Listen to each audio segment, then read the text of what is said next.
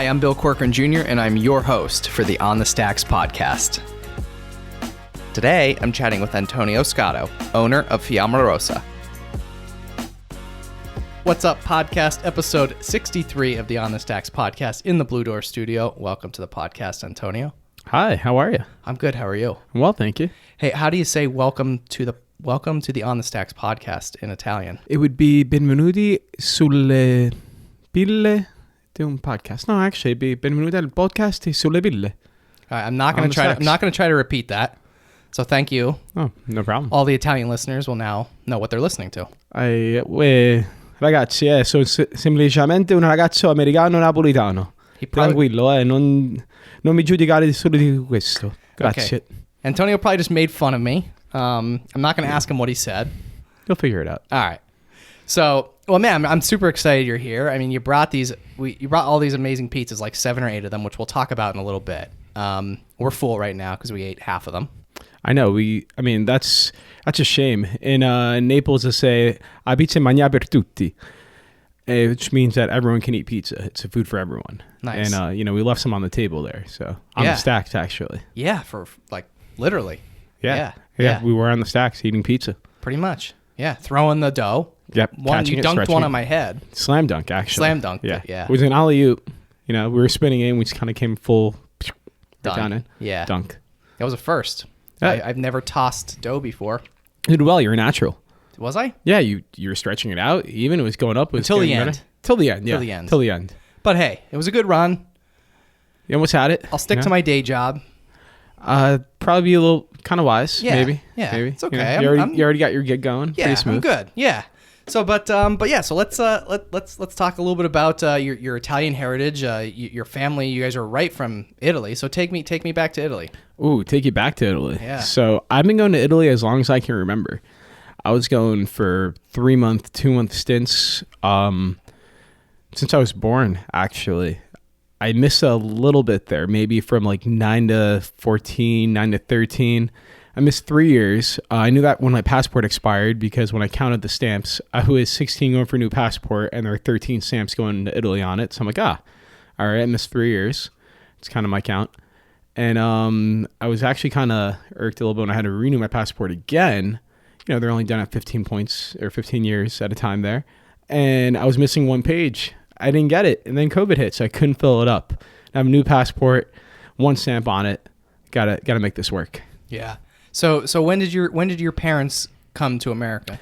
Before I was born, actually. My sister and I were both born here.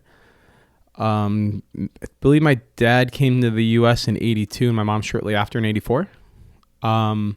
He landed in New York. Then he went to Pittsburgh for a little bit and then found his way to Berwick. I somehow came about and then moved to Mountaintop.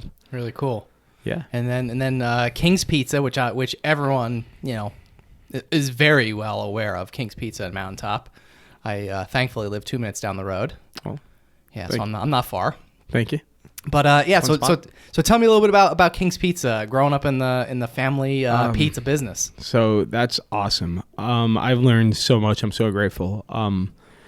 Between my uncle, who's an amazing chef, my mom, who's also an amazing chef, followed by my father, who's incredible with anything regarding pizza or baking. The man just naturally understands dough. It's crazy too, because if you listen to his story, my grandfather used to make wine and deliver around Naples, and my dad would help him deliver that wine.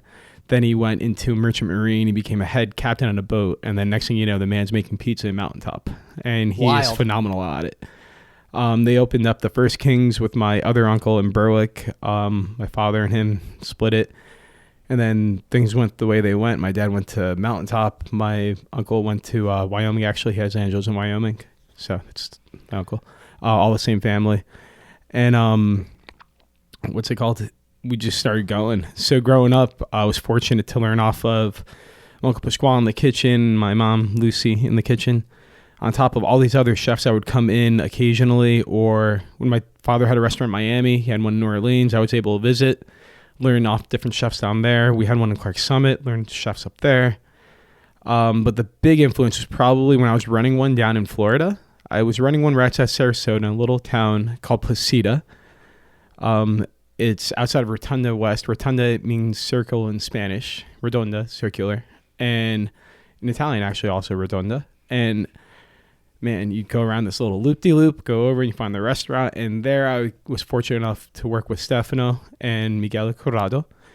Stefano Castaldo was from Trevisa. He was a baller chef. He won Best in Miami. Tons of chefs down there too that I've met all taught me a little like unique love of food, you know.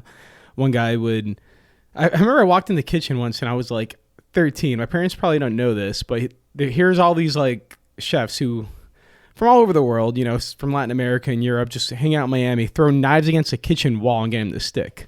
That was my experience at 13. So life has been awesome. Good food and fun times. It's going well. It was great. But I learned a lot from there. All the meanwhile, I've been watching the restaurant grow, you know, and I've always had a love for pizza. I mean, it's never let me down. It's always been there for me. Thick and thin and crust I trust. It's been great. I like that. Oh, it's been awesome. And don't you eat like, how much pizza do you actually eat? Probably a slice to a whole pizza a day. You know what they say, a slice a day keeps the doctor away. Also makes you need to go to the gym every day. That too. But it's very good for you. Yeah. Makes you happy. Hits the soul. Yeah. Has your calcium, your protein, carbohydrates. You need carbs. So, like, you know what they call an Italian on the Atkins diet, right? What? Dead. You took out all their food, man. Yeah. The best stuff. Oh, it's horrible. How could they do that? I don't know how they can do that. They just think they do. And then when they're dying of starvation, have no energy, they're like, yeah, I'm losing weight. That's great. Go pick up like a pen, man. Like you're dying. The wind's going to come and blow you out of the car. Seriously. Go to King's Pizza. Come eat food. We have great Italian food. We're from Naples and Napoli. We specialize in pasta, pizza, and seafood, actually. We have a lot of good seafood. I don't know if people know that. But our seafood pescador is out of this world. You ask anyone up there, and we make some delicious, delicious food. Yeah, you definitely do. Thank you. You learned all these from all these different chefs, right? Yeah, a little bit. Extent. I picked up a little bit from people. I learned how they were cooking, and I always took it as something normal. Like I'd never dawned on me people are going to go to school for cooking. All right, like culinary arts. I know there's a degree, and I'm sorry for anyone I'm offending right now, but when you didn't go to school for. No, I went for business. Okay. I have a business strategy degree from Mercedes. Okay. Could have had a double major too in Spanish after my freshman year, just from testing in. That came from my love of soccer. I would just play soccer all the time, and family friend Gaetano taught me to speak Spanish because he worked in Panama when he came from Italy before he came to the U.S. So he spoke Spanish to me for 4 years. My first language is Italian. I didn't speak English till I went to kindergarten. My buddy James can definitely attest to that. He was the one who knew I was saying, hey, let's go ride bikes when I call him.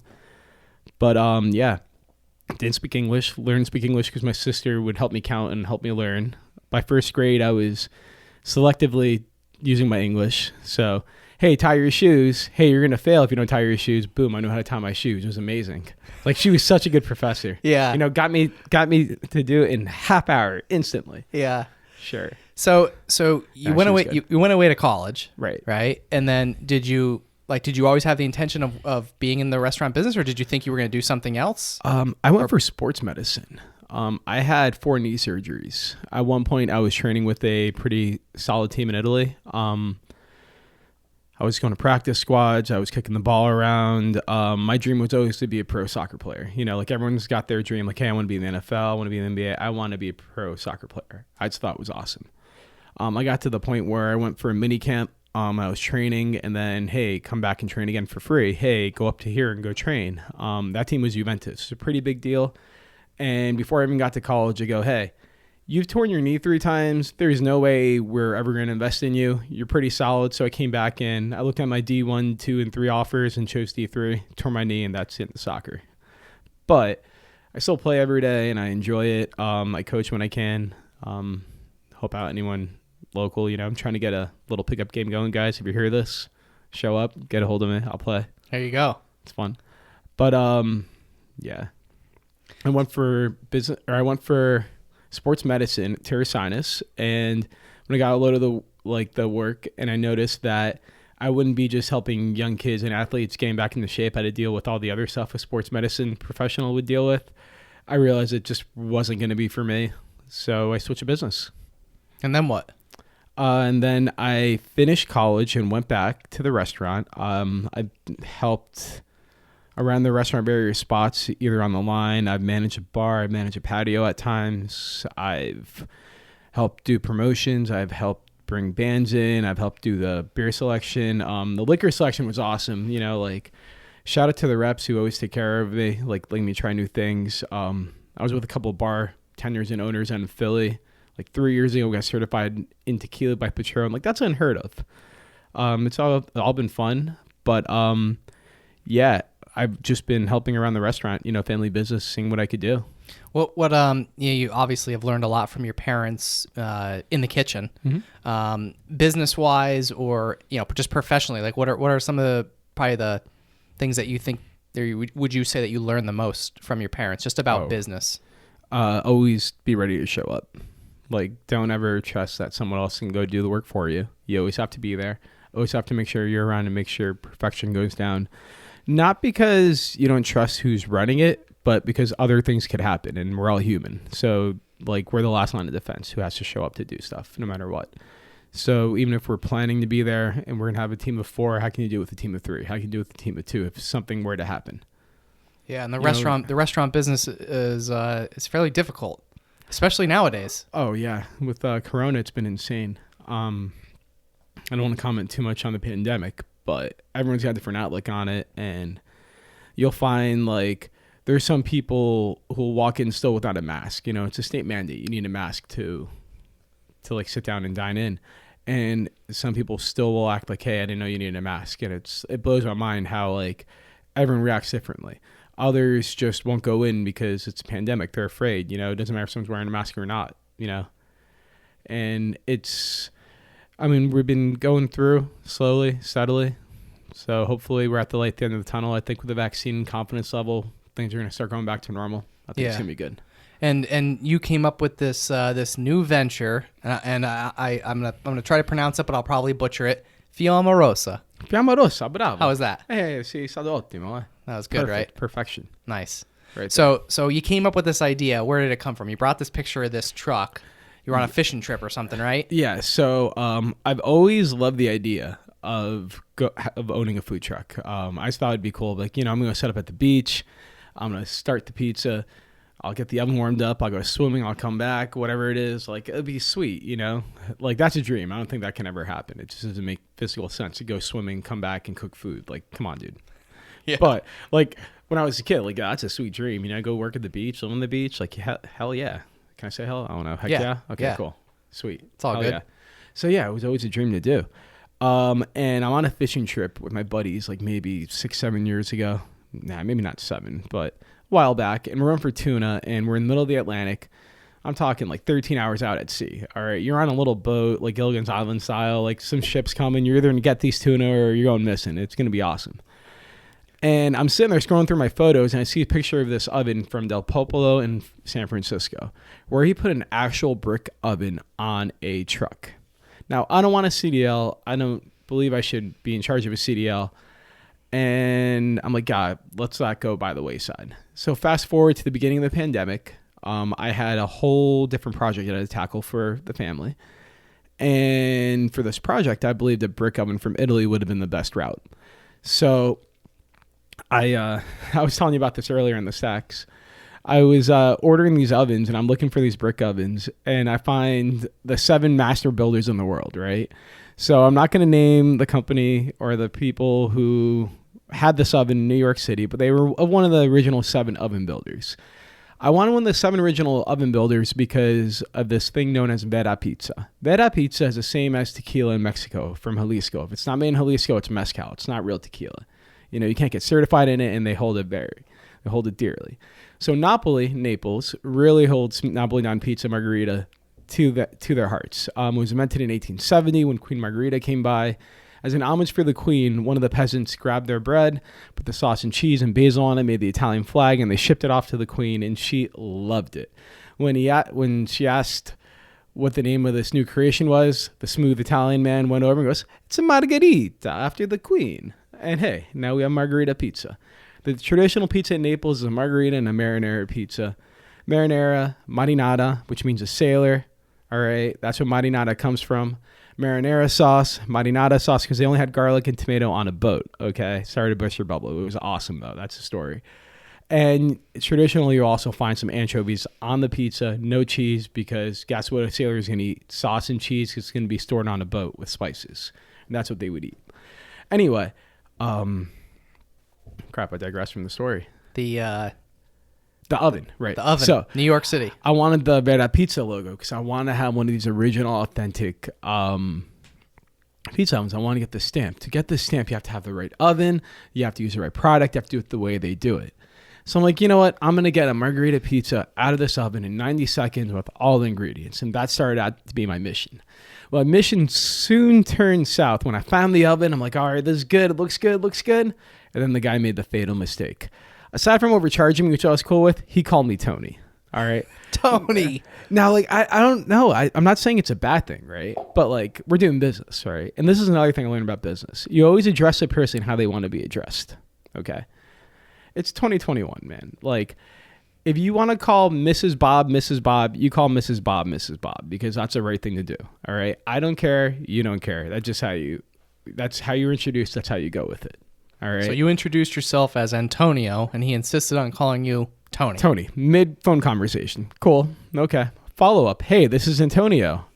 I'm following up with that phone call from earlier, wondering about that oven at this price.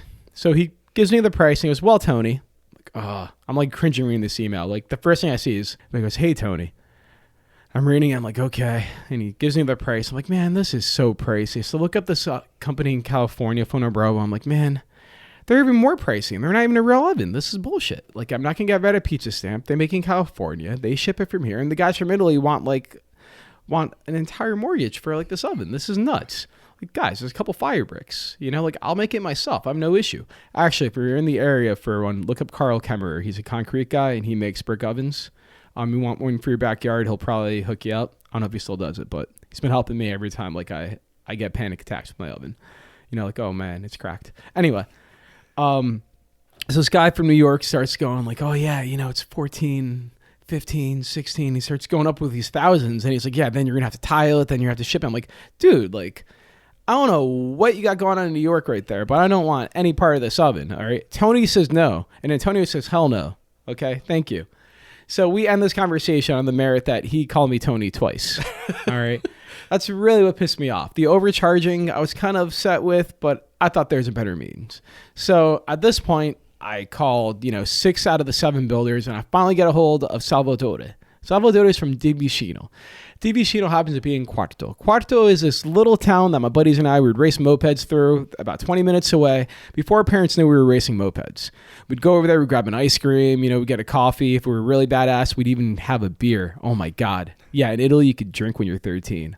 What the hell? Crazy. So like we're going there when we're like 15 having a beer and like an ice cream. We're just going over, riding through Quarto, going to Pozzuoli. Pozzuoli is a badass spot. Support Sofia Lorenz from there, and kebabs are there.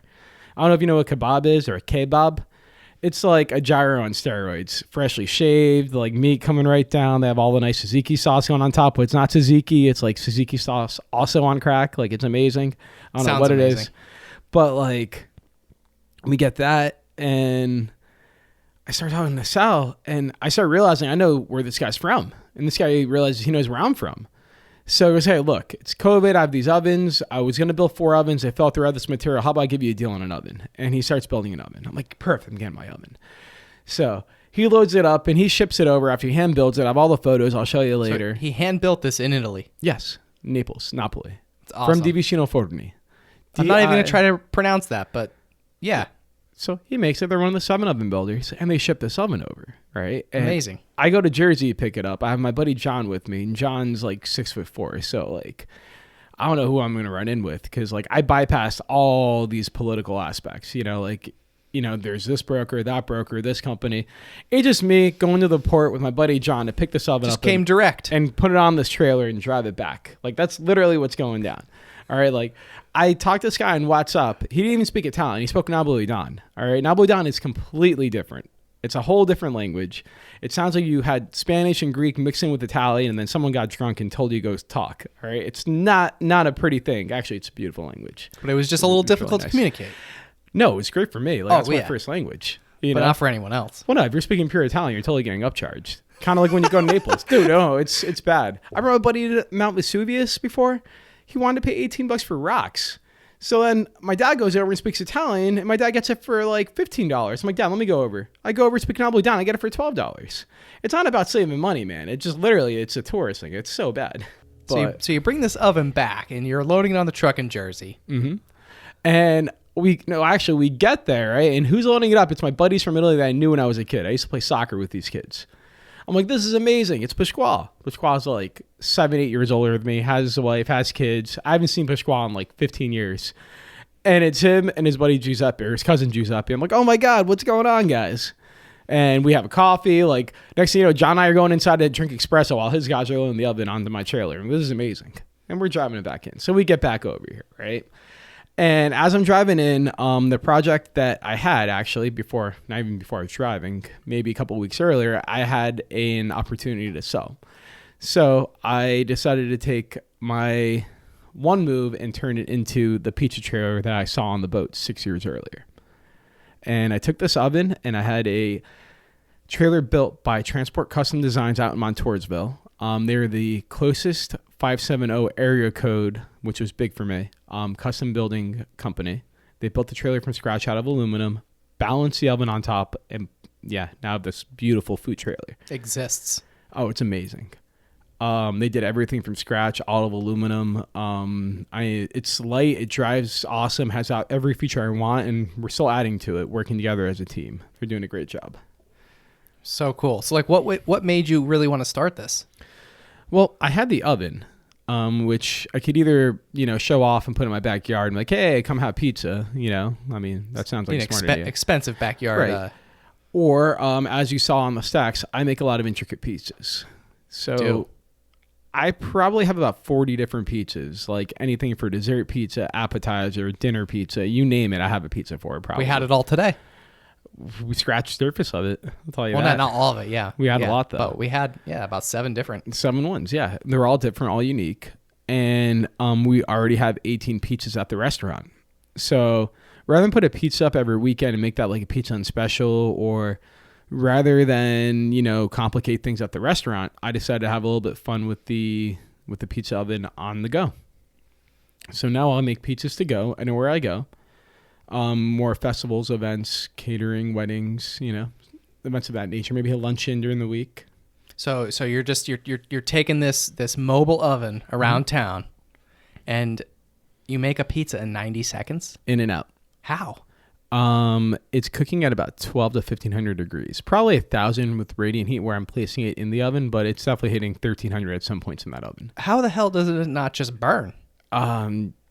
I've been messing a little bit with the dough and the water content. So what you're getting out of my pizza and what you're getting at my father's pizza, and they're completely different. Not completely. The elements are still there. I changed up a lot of it though, to the point where I can cook it in and out in 90 seconds and get the product where I like it. It's light, it's airy, it's crunchy. And I think it's going to be awesome to go listen to some good music this summer and make some food. What's your favorite pizza that you make? This is one of those bubble gum questions, all right? I know, it's like, What's your favorite child? Who's your favorite child, Oh, it's much more complicated than that, all right? I'm talking Bubba Gump. Like, you're not seeing Forrest Gump when Bubba's sitting there like, there's fried shrimp, there's boiled shrimp, there's crawfish shrimp. Like, he just keeps going off. I don't know, crawfish shrimp sounds kind of redundant. I don't know if that's a thing. But anyway, he mentions like, what? He's in the U.S. and he's in Vietnam with the rest of his shrimp. Like, it's a pretty significant amount of shrimp, okay? I make a lot of different pizzas. I guess one of my favorites might be my new Tartufo pizza. I'm an arugula pizza and the pistachio pizza. You had that earlier. I did. It was amazing. That seems to be a home run. We ate the whole pie. Yeah, that didn't stand a chance. No. Like 3 round men in here, 7 pizzas. One of them's going down no matter what. And the pistachio one happened to be the victim. Yeah, so you make all these different unique pizzas. Like, where do you get the inspiration for this? A lot of them came from the trips when I was abroad. Every time I go, so I named the one street food. That's hot dog and French fries, because on the streets you're coming home at 3 a.m. and you're hungry. Hey, it's €1 for a slice of pizza. Sweet, I'll take the one with French fries and hot dog. Thank you. After having a drink or two, it's a good pizza to have. We behave, it could be from playing soccer all night or swimming or, going out. We'll see. Yeah. It could be anything. One of the two. Yeah, I mean, you get hungry somehow. Yeah. So what else? I've had it just from going around there. I'm very fortunate to have grown up in NEPA too. So I have this cool factor about me where I've gone to where pizza was quote unquote invented, and some other cultures will fight that, like the French will. They'll say, even though their documented pizza's like 1902, we're 1871. We got them by 30 years and we're Port Town. So tell them. It's more just like sailors going town to town, kind of like, stuffed pepper. Go ahead. Tell me which nation really made a stuffed pepper. They all make it. But I do think that Naples is one of the pizza capitals of the world in regard of brick oven, wood-fired pizza. That's got to be Napoli 100%. When you get to NEPA, we have a variety of different pizzas here. We have New York style. We have Old Forge style. That's named after Old Forge. That's NEPA to a T. We have pan-fried Sicilian. We have baked Sicilian. I don't know why people feel the necessity to call it a pan-fried Sicilian, because a pan-fried Sicilian and a Sicilian pizza are two different objects. Now you're just getting a pan-fried pizza and a Sicilian pizza. I don't know. They're little nitpicking things we can go with. Chicago pizzas get me. It's like, have you guys been to Chicago and had that pizza? I have. And I'll tell you what, a lot of people are making Chicago-style pizzas, and a lot of people aren't making Chicago-style pizzas. I mean, go to Chicago, have your pizza, and then make your assessment. I'm not calling anyone out here. But there are some spots who do the job very well in the area and some who don't. But that's just where I'm getting at. I've had pizza from everywhere. I've had it from New York, Philadelphia, Italy, Northeast Pennsylvania, Chicago. I've had it in Florida. And that's a rumor, too. You can still make good pizza and bagels in Florida, okay? I live down there. I ran a restaurant down there. They just say you can't do it. I don't necessarily think you can't do it. I just don't think people are putting enough time into the chemistry behind the product. That's all it is. It all comes down to your temperature, with what elevation you're at, where are you, everything affects how you're doing your dough. That was my next question. What's the secret to making the best pizza? Putting a lot of time, effort, and love into it. Good answer. I mean, let's be honest. Yeah, I can't give away the secret. Well, think about it. Has a pizza ever broken your heart? Never. Straight love. 100%. Can't go wrong. 100%. Not even tough love. It's just straight love. Yeah. So I might be putting you on the spot a little bit this one, but besides your pizza, whose pizza do you eat? Ooh. It's a tough one, right? Ooh, it's a tough one. I like a lot of spots in the area, though. There's some good pizzas coming around. I tend to eat a lot of the other Italians because there's a lot of us from the same area in Monte Prescia, believe it or not. I can name probably 7 or 8 of 7 or 8 people my age, other sons and daughters of restaurant owners who I've seen in Italy and I've seen in this area. There's a lot of us, which is pretty cool. I'll eat anyone's pizza per se, but I'm not going to go out of my way to get a new pizza, if that makes sense. But I will have a pizza every day. Every day? Every day I have pizza. It's weird, right?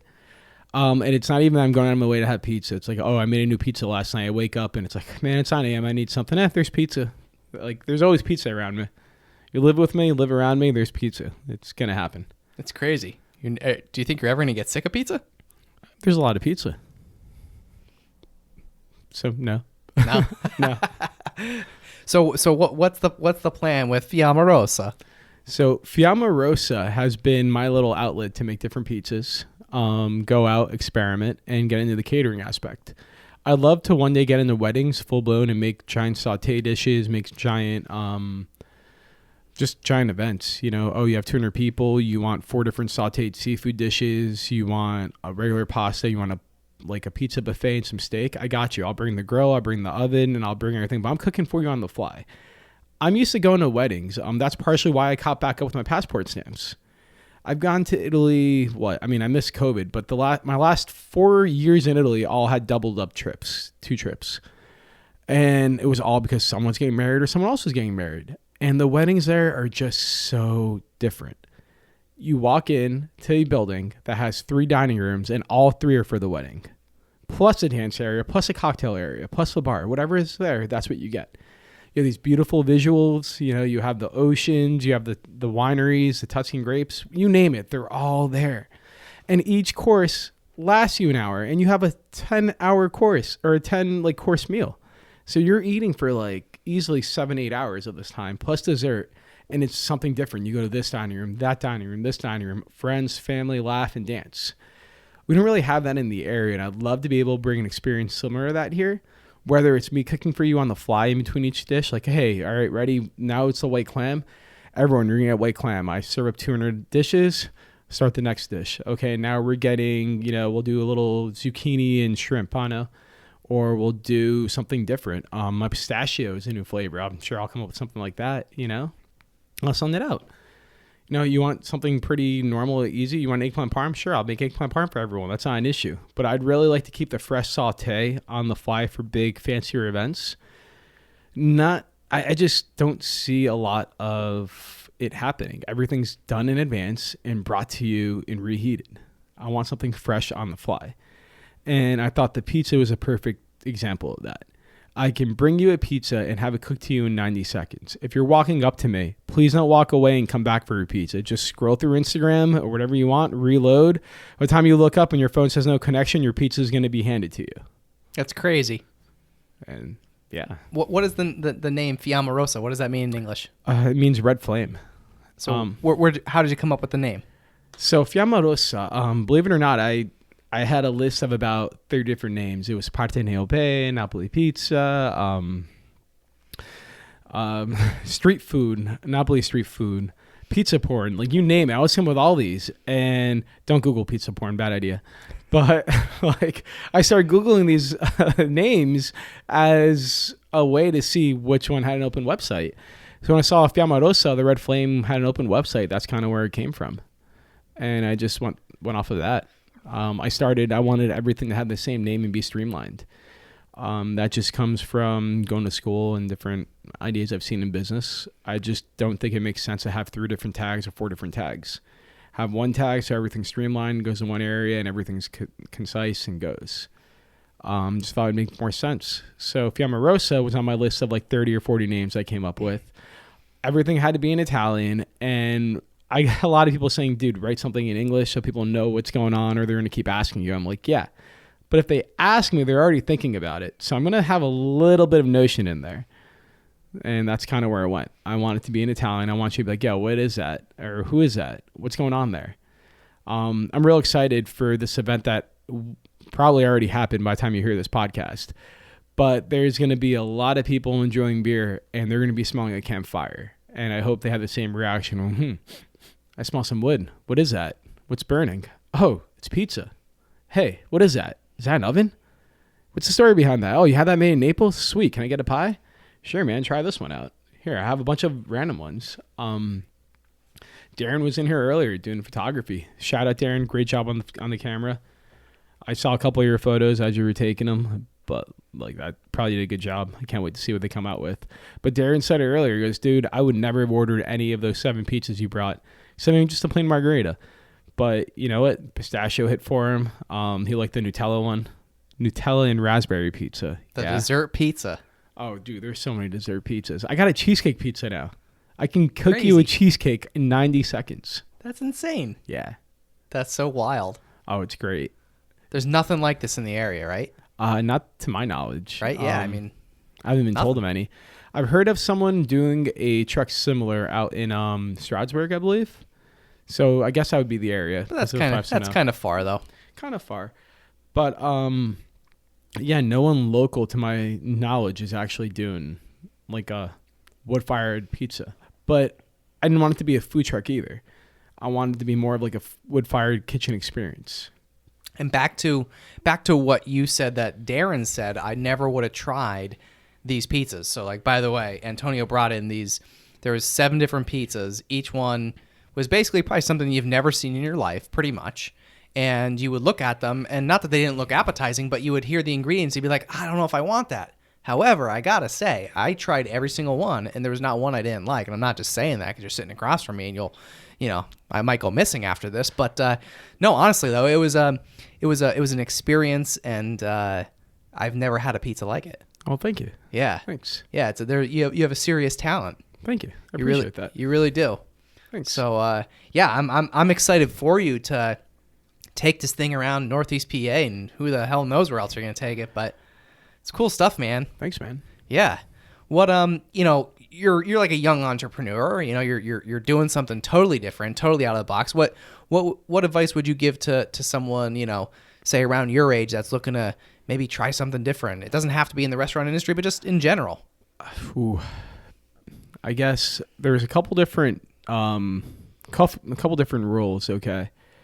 So let's take 7 rules for like just a round number, and I'll come up with 7 things, I guess. 7, all right. I don't know. There's a lot to it. All right, go ahead. First thing is never give up. All right. Rule 1.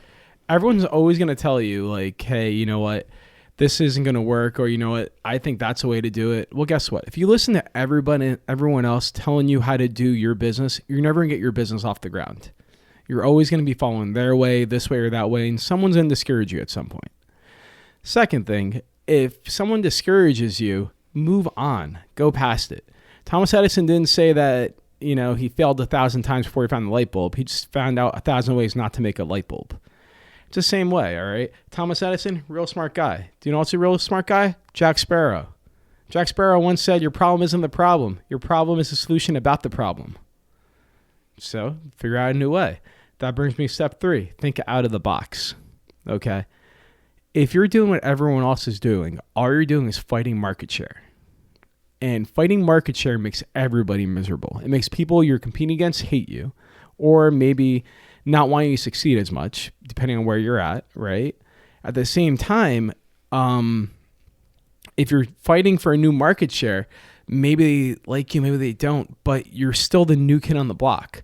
So everyone's always in their comfort zone. If they're used to getting a ceramic coat on their car done in a half hour, and you're a new guy and you take 45 minutes and you're the new guy, your job might be great, but they're used to a half hour. So now you're benching your product and your work on someone else's benchmark. And that's not you, man. You know what? Your coating might last 3 times longer and maybe way nicer, but people don't see that up front. And you can sit there and talk until you're blue in the face, but they may not understand it. They may not care, or you know what? It may not be that important to them. And that's probably step, where are we on, 4? I think so. Yeah, step 4, stay in reality, okay? So that doesn't necessarily mean don't have big dreams and aspirations, right? So I'm very fortunate to have a kitchen where I can go do prep with, okay? If I didn't have a kitchen where I can do prep, I would have to get a whole different facility and get it approved by food code or find a new lease, and things get harder.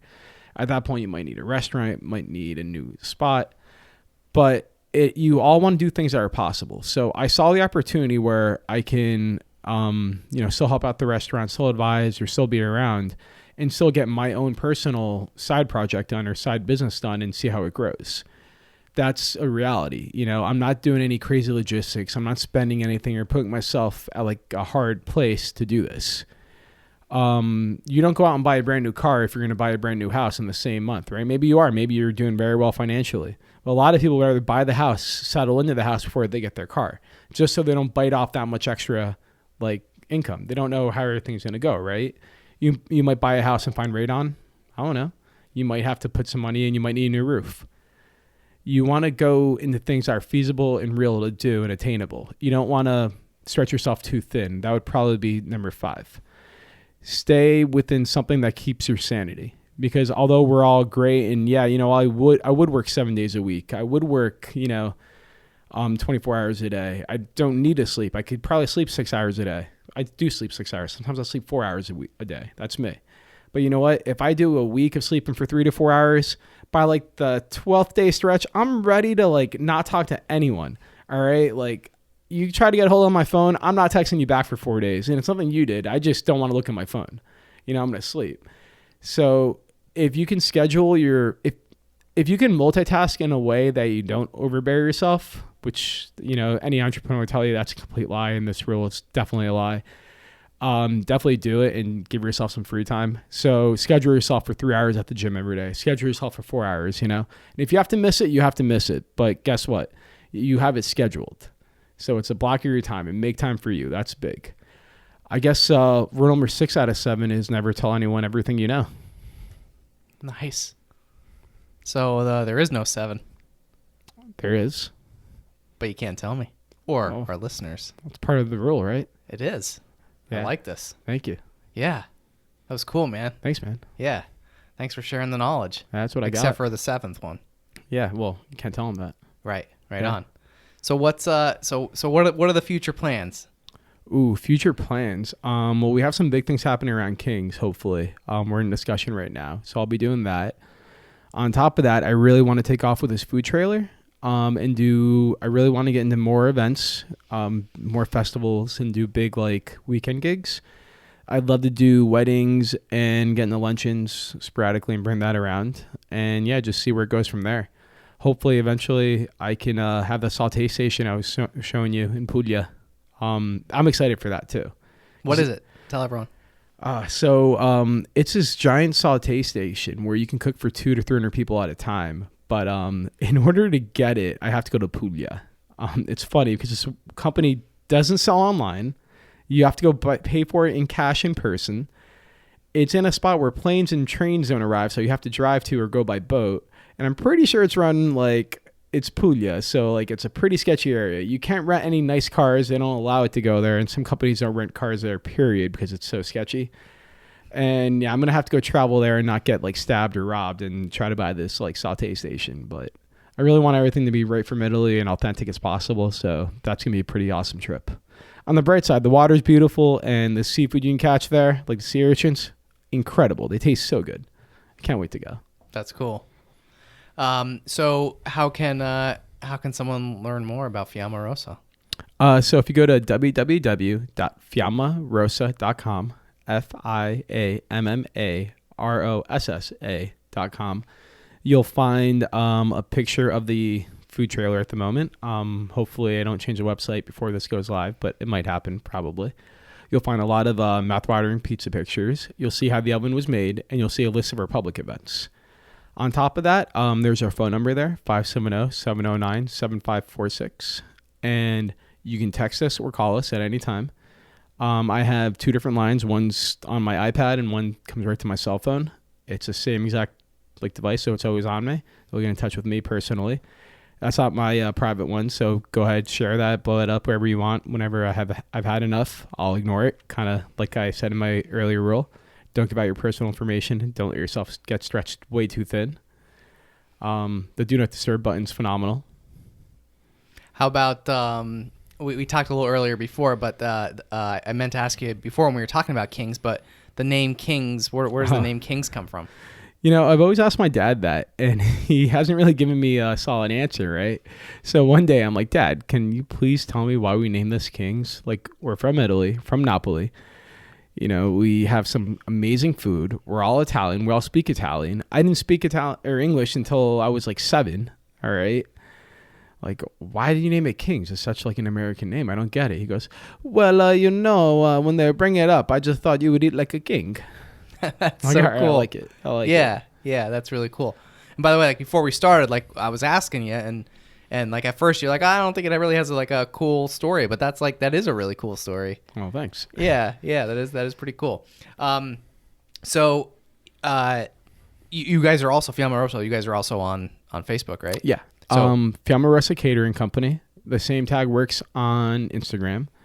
I have it named as Fiamma Rossa Catering Company because I really want to gear it towards geared events, as in weddings, luncheons, bridal showers, bachelor parties. You guys name it. You want pizza? I just personally don't think it's worth it for less than 50 people on your end.